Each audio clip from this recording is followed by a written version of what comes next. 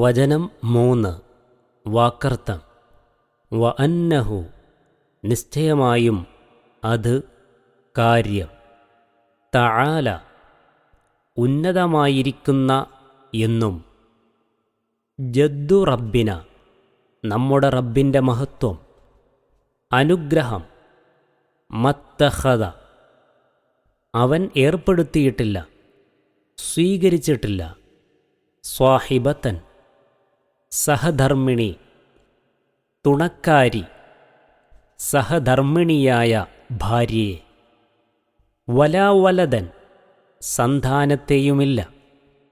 وأنه تعالى جد ربنا ما اتخذ صاحبة ولا ولدا.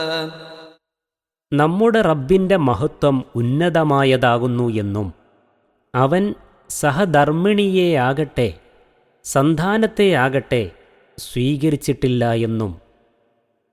വചനം 4. വാക്കർത്ഥം. വ അന്നഹു കാന, ആയിരുന്നുവെന്നും, യഖൂലു, പറയും, സഫീഹുന, നമ്മിലെ ഭോഷൻ, വിഡ്ഢി, അലല്ലാഹി, അല്ലാഹുവിൻ്റെ മേൽ, അല്ലാഹുവിൻ്റെ പേരിൽ, ഷത്വത, അക്രമം, കവിഞ്ഞ അനീതി, വിദൂരമായ വ്യാജം. وأنه كان يقول سفيهنا على الله شططا. നമ്മിലുള്ള ഭോഷൻ അല്ലാഹുവിൻ്റെ പേരിൽ കവിഞ്ഞ അനീതി പറയാറുണ്ടായിരുന്നു എന്നും. വചനം 5. വാക്കർത്ഥം. വ അന്നാ ലനന്ന, നാം ധരിച്ചു എന്നും, അല്ലൻ തഖൂല, പറയുന്നതേയല്ല എന്നും, പറയുകയില്ല തന്നെ എന്നും, അൽ ഇൻസാനു, മനുഷ്യർ, വൽ ജിന്നു, ജിന്നും, അലല്ലാഹി, അല്ലാഹുവിൻ്റെ മേൽ, കദിബൻ, വ്യാജം, വല്ല കളവും.